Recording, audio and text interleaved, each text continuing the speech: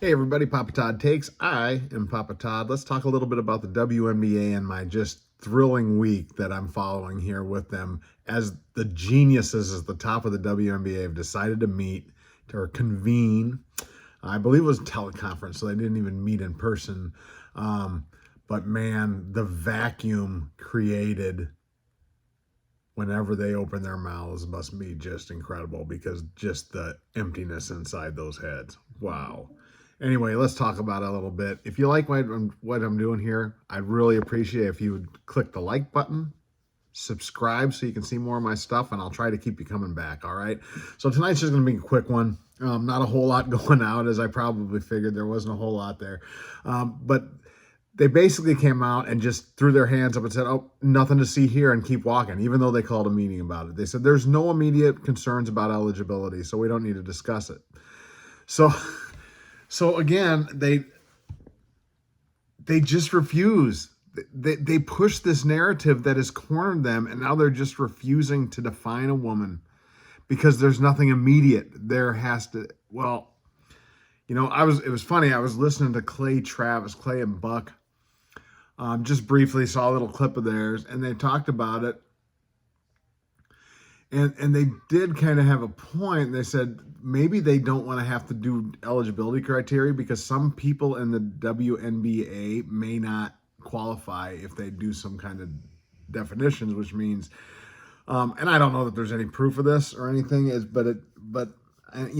it's speculation, but it kind of makes you wonder if they're pushing so hard for it. Is there people there that are have a little bit of both sexes in them? One way or the other, right? Whether it be hormones or they're beginning to actively transition themselves from female to male. I don't know. So there could be some weird stuff there, but one way or the other, they're just refusing to define it. And until somebody forces their hand, because they'll lecture us all day long about being anti-trans, but all we're trying to be is pro-woman, and we can define what woman is. So we have the qualifier. We can define it, right? So the ball's in your court, WNBA and WNBPA, who still continues they won't say anything. At least the WNBA is like, okay, we got to do something. But then it's just the big nothing burger that they come out with, right? So they did come out, though, again, and turn it right away and into blaming fans for being hateful. They never miss an opportunity to cast blame on us, even though they'll inspect the hell out of us and they can't find anything, except for these other guys, right? Nobody's doing an investigation into the Seattle Storm or Portland or wherever it was where that one fan spit on a fan. I think that might have been at Portland, or was that Seattle? And then one or the other. And then, these people tripping these two 16-year-old girls, calling them names, the owner attacking them and all. They will come out vicious. It's so typical of them, right? Is they will sit there and they will accuse you of exactly what they are doing. And that's hate, demeaning. What do you think the owner was doing to those two 16-year-old girls? Right? What is she, like a 65-year-old owner, butch, just, Jesus, disgusting human being is what it looked like, right? Marginalized. I mean, a grown man standing, and I'm using the phrase man lightly here, any grown adult male who's biologically born as a male, which I'll give this guy the benefit of the doubt that he was, but he's sitting there ridiculing some 16-year-old girls like, take the trash out. Right? That's not demeaning or marginalizing when all they were doing, their shirts didn't say anything demeaning or marginalizing. They said, thank you, Sophie, for standing up for girls' sports. That was it.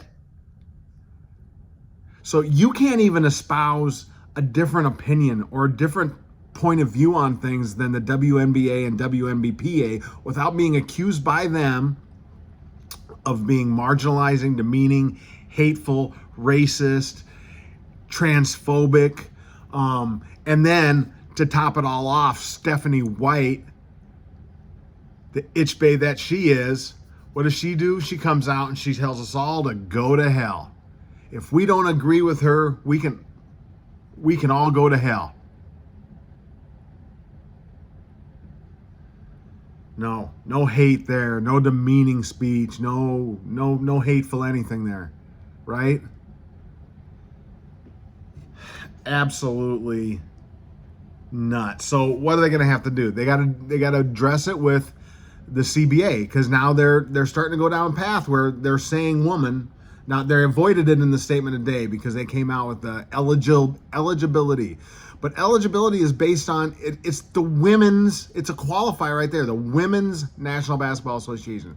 The title of the organization is a qualifier. If we don't want to have that definition, then the NBA exists. The women can go play there. See how they hold up there. Right? But no, that's not the reason it was created. Women's sports were created for fairness and equity. And now they're left wing off the wall. And I don't care if you're left, right, I don't care about it. But when you start coming out in these extremist positions on both sides, I can't stand the extremes of both sides. Come out and then you start attacking people that are the vast majority, you better be ready to defend yourself and come up with something that makes sense. And they can't, right? So they're using a qualifier, but they can't define it. And I wrote this down so I didn't forget it. So this current CBA says only players who are women. But then it doesn't define what a woman is, and that's where they keep playing around. It's this stupid circular argument. Well, anybody can be a woman. Well, if that's the case, then these two former NBA players who declared themselves qualify. Now, I disagree with Buck and Clay Travis that the NBA is going to have to do that because they can just ignore, I think. I don't think you don't have to draft anybody because they've entered the draft. Right? I don't unless there's something in the agreement about that, and that might be interesting the way they're talking about it. It's almost like it forces their hand. I think they just ignore because that's what they do. They ignore and point fingers, ignore and point fingers, ignore and point fingers. That's what they do. But oh my God, these people are just stupid. And so then the WNBA came out and they said, we oppose hate. You don't oppose it, you espouse it. You guys are hate. That's all you do. Look at the way you treat Sophie and Kate. I mean, it's hate. And you beg for fans and you beg for money and you get them and then you just start going after them. Anybody that's different. I mean, the way you treat those two 16-year-old girls and the one fan who spit on somebody, that's hate. That shows your true heart. So don't sit there, Stephanie, and tell me about it's all love and respect and everything like that. Now, I do give credit to Caitlin, and was it Aaliyah that came out and they said, we don't like you guys. No, it was Sophie. They came out and they're like, we don't want our fans booing our coach and everything like that. That's being a good teammate, right? That's being a good player. And they're doing the right thing by coming out. But it's not going to shut the fans up. It's just not. And Caitlin, don't get dragged so far in that you've made your statement, let it go. Don't get dragged so far in that you start separating yourself from your fans. That's what I'm afraid of is they're making this poor young woman carry the water for the entire league, the coaching staff, the organization. She's the only adult that comes out and says anything, and they keep forcing her in the spotlight to come out and say things. She just wants to play basketball. Let her shut up and keep playing basketball. Now, I'm sure she's a good athlete, good sportsman. She does get a little saucy on the court and takes it overboard quite a bit. I will openly admit that. But she doesn't like, especially in your own crowd, getting booed. I get that. But Caitlin, understand that your coach just came out and told all of us to go to hell. So there's that. Anyway, and then so they oppose hate. So got over that. The next part of their statement is they will not be made into political pawns. You've made yourself into political pawns by your activism and taking up these extremist positions. You have made yourself pawns. Big, dumb pawns.